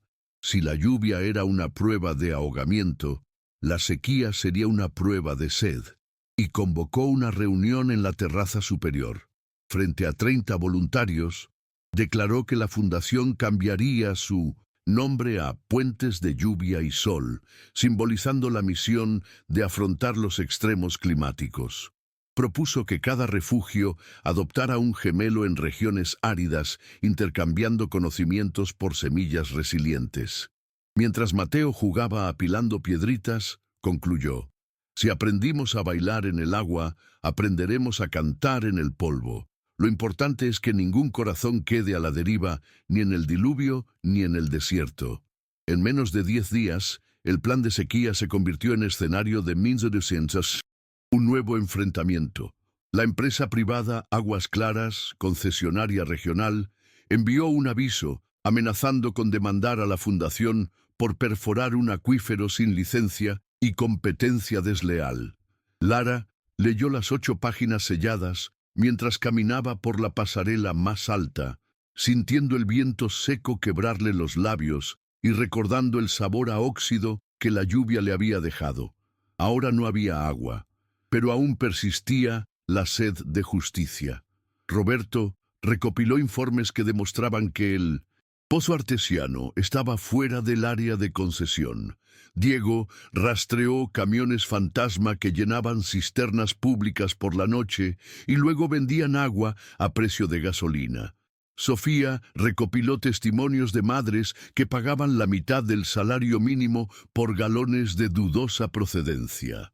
Carmen, aguja en mano, cosió pancartas que decían «La sed no tiene dueño» y las colgó en la plataforma superior, visible desde la carretera. Mientras las redes sociales bullían con el hashtag #AguaEAbrazo, Daniel Herrera presentó una medida cautelar obligando a la empresa a comprobar las mediciones reales de los pozos. En paralelo, Lara grabó un video sosteniendo un vaso vacío, preguntando: «Si ayudar a alguien que tiene sed es un delito, ¿qué sentencia le darías a un bebé que llora?». El clip alcanzó 1 millón de vistas en 24 horas, asegurando que cada gota de indignación se convirtiera en presión popular antes de la audiencia en el Tribunal de Recursos Hídricos. El día de la inspección judicial, el sol caía a plomo sobre los tejados como un yunque, y Lara guió al grupo por el terreno donde las perforadoras solares trabajaban en un elegante silencio. Bombas sumergibles giraban con la energía captada por paneles protegidos por cubiertas cosidas por Carmen. Tanques elevados de polietileno verde oscuro brillaban, abasteciendo los grifos comunitarios donde filas de niños llenaban botellas reutilizables con tapas de colores.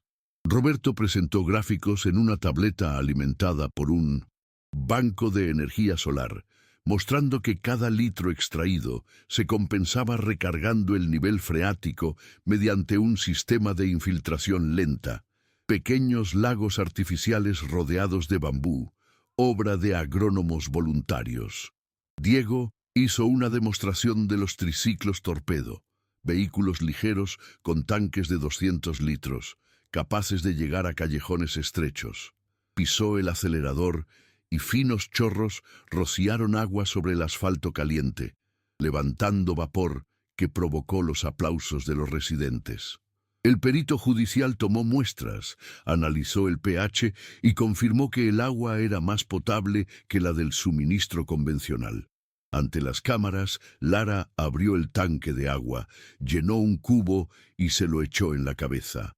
El agua le corría por la bata blanca mientras decía: «Si se prohíbe compartir la vida, todos estaremos en desacato».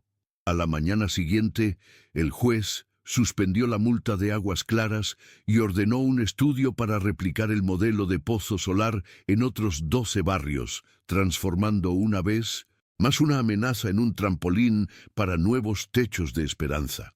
La victoria contra Aguas Claras llevó al Ministerio de Medio Ambiente a crear, en tiempo récord, un Grupo Lluvia y Sol para documentar la tecnología de pozos solares.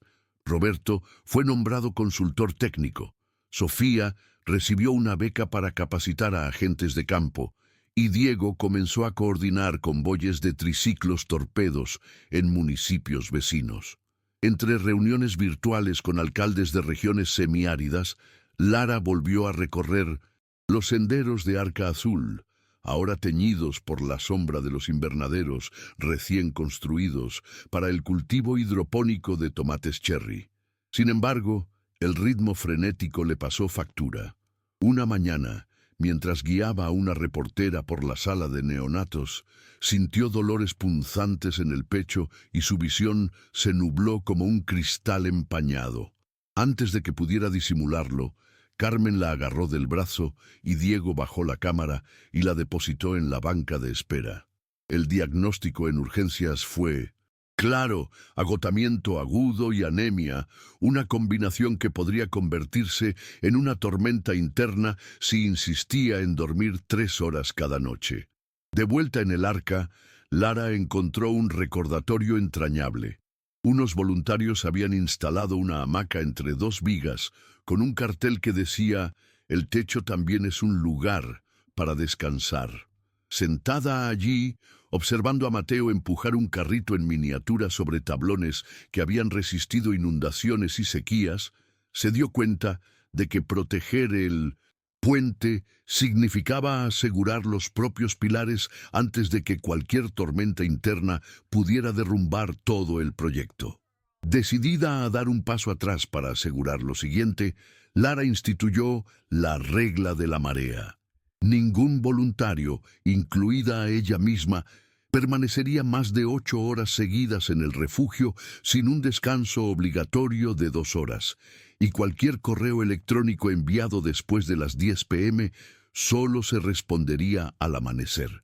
Roberto transformó las hojas de cálculo en turnos rotativos. Sofía creó islas de serenidad, rincones con auriculares, almohadas y aroma a lavanda. Diego filmó un tutorial sobre estiramientos rápidos para conductores y costureras. Carmen empezó a servir gachas de avena con hierro quelado, promocionándolas como un postre antianémico. La nueva cultura encontró resistencia por parte de quienes confundían dedicación con consumo. Pero cuando vieron a Lara seguir su propia regla, leerle cuentos a Mateo en la hamaca mientras la lluvia de la tarde golpeaba suavemente el techo corredizo, hasta los más testarudos aceptaron la lección. El ritmo lento no redujo los resultados. Al contrario, la primera evaluación posterior a la marea mostró un aumento del 15% en la productividad y una disminución en las quejas médicas. En la reunión de evaluación, Lara levantó el vaso de agua hasta que la luz del atardecer lo atravesó como un prisma y dijo: «Todo puente necesita mareas que nos recuerden que hasta el hormigón respira». La aplaudieron no con euforia, sino con ese silencio absoluto que solo quienes han escapado de la tormenta saben cultivar. En las semanas posteriores a la implementación de la regla de la marea, Arca Azul descubrió que respirar hondo podía generar aún más energía para innovar. Con la gente descansada, los proyectos estancados cobraron impulso. El laboratorio de prótesis 3D imprimió su primera órtesis neonatal a partir de botellas de PET recicladas. El sistema de recolección de niebla, perfeccionado por estudiantes de 1900, la física, comenzó a condensar 180 litros de agua limpia por noche, transformando cada amanecer en un manantial. Lara seguía todo con un portapapeles nuevo, pero se detuvo a ver a Mateo remar en un barquito de papel en el tanque de infiltración, riendo cuando el viento giró la vela hecha con un recibo viejo. Daniel Herrera, ahora director legal de la red latinoamericana, llegó con noticias. El Senado había aprobado incentivos fiscales para las empresas que donaran a refugios climáticos, citando directamente el caso Pontes da Chuva Indosol. Sofía lo celebró plantando plántulas de mango enano en macetas colgantes. Carmen publicó un anuncio de contratación para antiguos residentes con títulos de enfermería. Diego probó un panel LED que mostraba pronósticos meteorológicos en tiempo real. Roberto, observando todo desde cubierta, concluyó que a veces lo más revolucionario era reducir la velocidad para ver rutas invisibles. A principios de otoño, cuando los jacarandás comenzaban a intercambiar flores por semillas secas, la fundación recibió a una delegación de Yakarta interesada en construir una arca hermana en un cinturón de palafitos invadido por las mareas altas. Lara organizó una visita bilingüe. Diego hizo una demostración de balsas ambulancia. Sofía describió los protocolos de recepción respetando las tradiciones religiosas locales. Y Carmen sirvió una sopa agridulce de calabaza que provocó suspiros en Indonesia. Al final de la visita, el líder de la delegación colocó 3 conchas de java sobre la mesa y pidió algo que simbolizara el alma del proyecto. Lara reflexionó. Abrió el cajón y le entregó el paraguas roto de la primera noche, ahora enmarcado en un marco de bambú. Fue así como aprendí que los objetos rotos llevan mapas de la salida, explicó. El visitante hizo una reverencia, prometiendo que este techo portátil viajaría a través del Pacífico para inspirar a las mujeres que habían dormido sobre pilotes de bambú durante generaciones. Cuando se fueron, Mateo se arrastró hasta las conchas y se las acercó al oído, fascinado por el sonido del océano lejano. Roberto sonrió y dijo que el niño estaba oyendo, en primera persona, la próxima tormenta que se convertiría en un puente, quizás en una latitud donde aún nadie hablaba español. Al acercarse la nueva temporada de lluvias, Lara se dio cuenta de que la red ya trascendía cualquier frontera física y decidió crear la Nube Azul, una plataforma en línea que reuniría manuales, videos de primeros, auxilios y un mapa dinámico de familias anfitrionas en toda Latinoamérica. Programadores voluntarios, muchos de ellos exalumnos, construyeron el sitio web en servidores sostenibles. Diego grabó tutoriales sobre conducción en inundaciones con una cámara de pecho. Sofía guionó clases sobre atención neonatal de bajo costo. Roberto gestionó un panel de transparencia financiera en tiempo real. Y Carmen, frente a un fondo verde improvisado, enseñó puntadas de costura que transforman cubiertas de plástico en bolsas de suero. En un seminario web inaugural al que asistieron 700 participantes de 11 países, Lara presentó el mapa lleno de pequeños paraguas parpadeantes. Cada icono es un techo digital listo para convertirse en un refugio físico cuando el cielo se rompa. Al terminar, recibió un mensaje de Mariana, ahora madre de Ramón, quien se encuentra sano, diciendo que estaba viendo desde la costa de Ecuador, donde se preparaba para construir la primera unidad costera, demostrando que la lluvia, cuando se comparte, se convierte en una lluvia de ideas fértiles. Poco después del lanzamiento de Nube Azul, el calendario marcaba 2 años desde la noche en que Lara, empapada, fue expulsada por un trueno. Decidió celebrarlo con un gesto de reconciliación definitiva. Visitaría la vieja casa de los Delgado, ahora vacía desde que Carmen y Roberto se mudaron a un modesto apartamento cerca del Arca. Al llegar, encontró la puerta aún crujiendo, pero sin el peso Pasado. La empujó lentamente, con Mateo aferrado a su pierna, y caminó por el jardín, donde las bugambillas secas se mezclaban con la maleza. En el porche, Carmen la esperaba con una pequeña caja de terciopelo. Era el anillo de bodas de Eric, explicó, entregándole el anillo de oro grabado con la fecha de la boda. Estaría orgulloso de ver cómo convirtió una tormenta en un puente. Roberto, conmovido, puso una llave simbólica de la vieja casa en manos de Diego. Sería subastada para financiar becas para madres costureras. Antes de partir, Lara plantó un retoño de bugambilla rescatado del arca y, regándolo con agua de la cisterna solar, dijo con voz firme: «Que florezca a su debido tiempo, sin temor a la lluvia ni a la sequía». La tarde nublada pareció, por fin, dar la bienvenida a este pacto de futuro.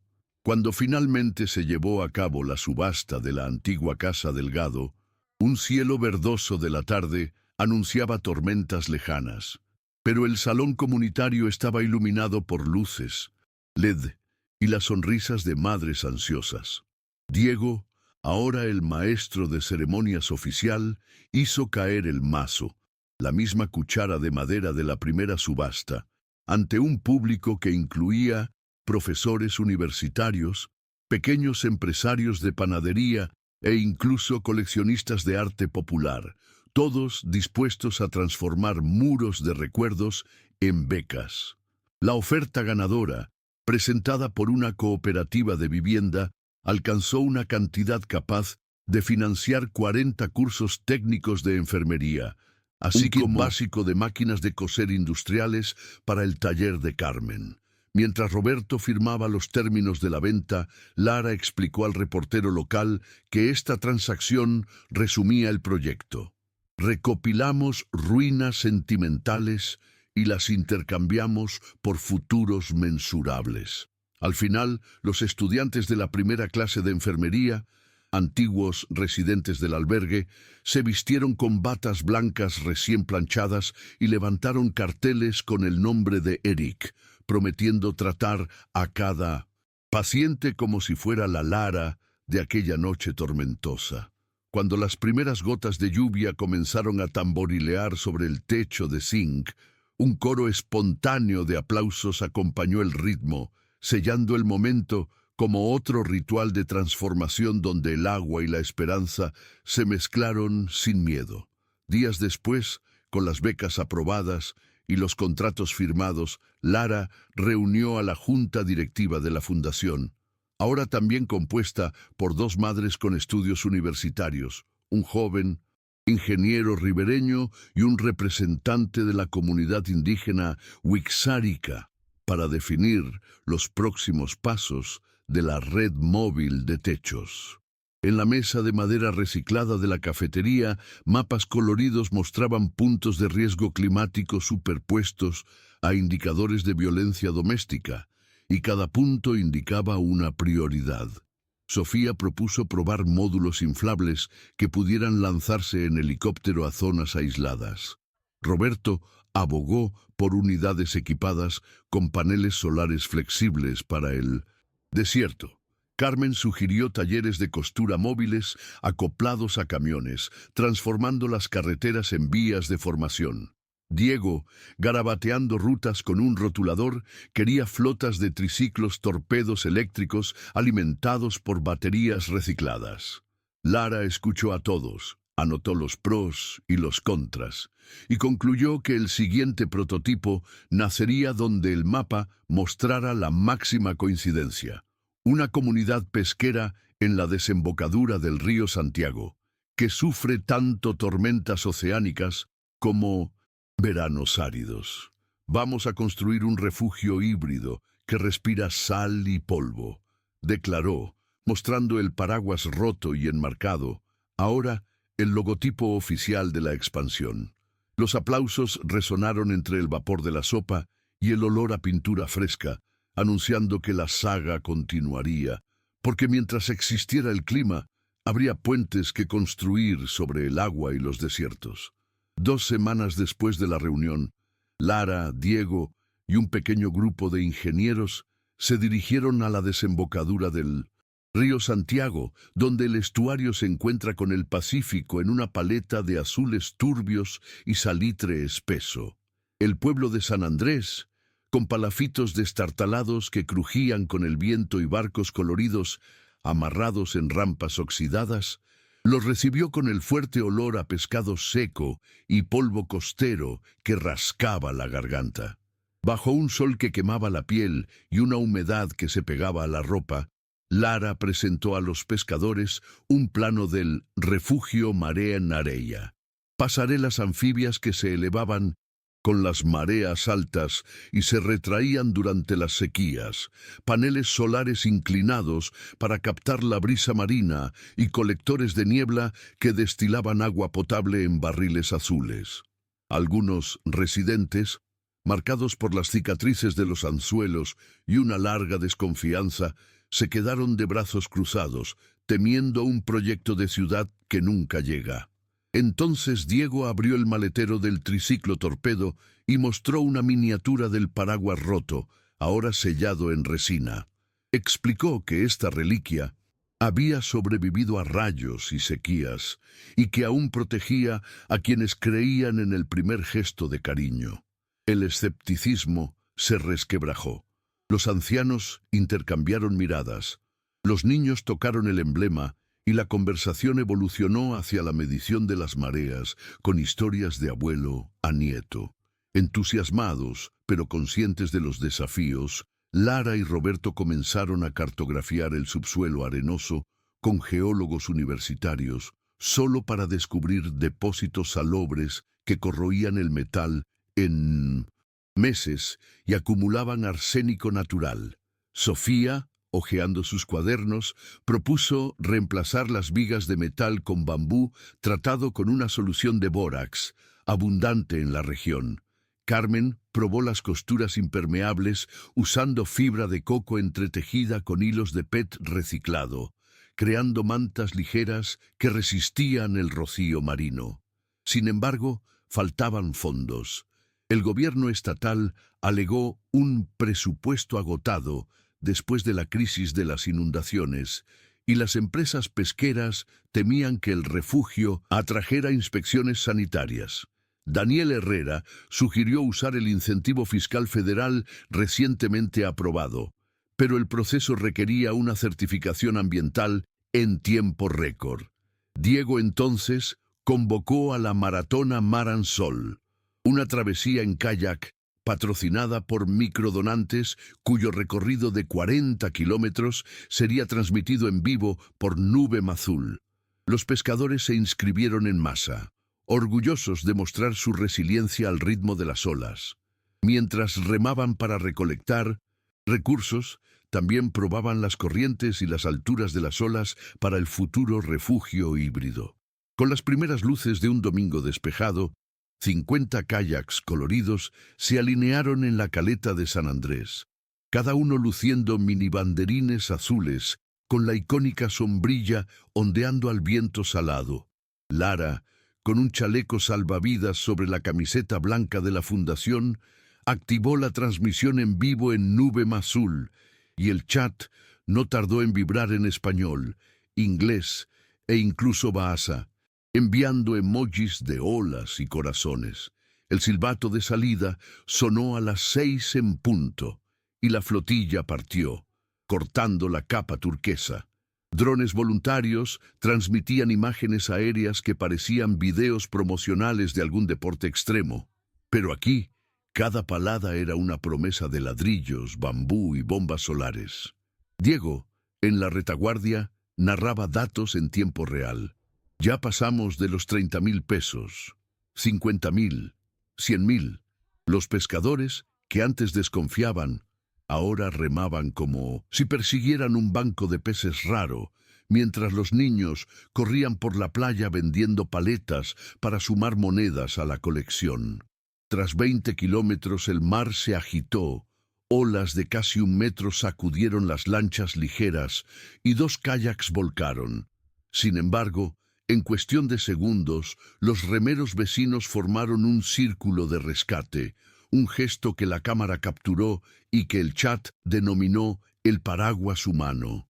Cuando la flotilla cruzó la meta, 4 horas después, el contador mostró 1.245 pesos, suficientes para erigir las estacas del refugio Marea Narella y financiar talleres de bambú para toda la aldea.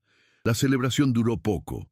Temprano a la mañana siguiente sonaron las sirenas cuando el buque industrial más grande de la región, el Reina del Pacífico, se incendió a pocos metros del muelle de San Andrés, derramando petróleo y extendiendo una humareda tóxica que cubrió el cielo como una tormenta negra. Muchos residentes corrieron a la playa, pero no había suficientes mascarillas ni ambulancias. Lara y su equipo, aún exhaustos por la travesía, convirtieron el depósito de redes de pesca en la primera estación de descontaminación. Diego coordinó grupos que recolectaron tortugas empapadas en petróleo. Sofía distribuyó suero casero a los pescadores envenenados, y Carmen improvisó mascarillas doblando capas de fibra de coco empapadas en solución de bicarbonato. Roberto, usando una tableta y señal satelital, solicitó kits de carbón activado a la defensa civil, mientras que Daniel, por teléfono, presionó a la compañía de seguros del barco para que cubriera los costos del desastre. Mientras tanto, Lara dirigía a las personas con tos intensa a la terraza improvisada donde Mateo, de 2 años y con una mascarilla diminuta, ofrecía botellas de agua filtrada, recordándoles, en medio del caos, el propósito del refugio aún sin construir: ser un refugio seguro ante catástrofes previsibles o imprevistas. Cuando el incendio finalmente fue controlado, el número de heridos leves superó los 80, pero no hubo víctimas mortales, y los periodistas, a toda prisa, publicaron un nuevo titular: una red paraguas salva un pueblo antes de que se construya el primer techo. Con el incendio controlado, la aseguradora del Reina del Pacífico intentó minimizar la responsabilidad, alegando fuerza mayor, pero Daniel adjuntó las imágenes en vivo de la travesía a los registros, prueba de que el mar había estado en calma horas antes, y amenazó con presentar una demanda colectiva por daños ambientales. La presión de las redes se convirtió en una avalancha.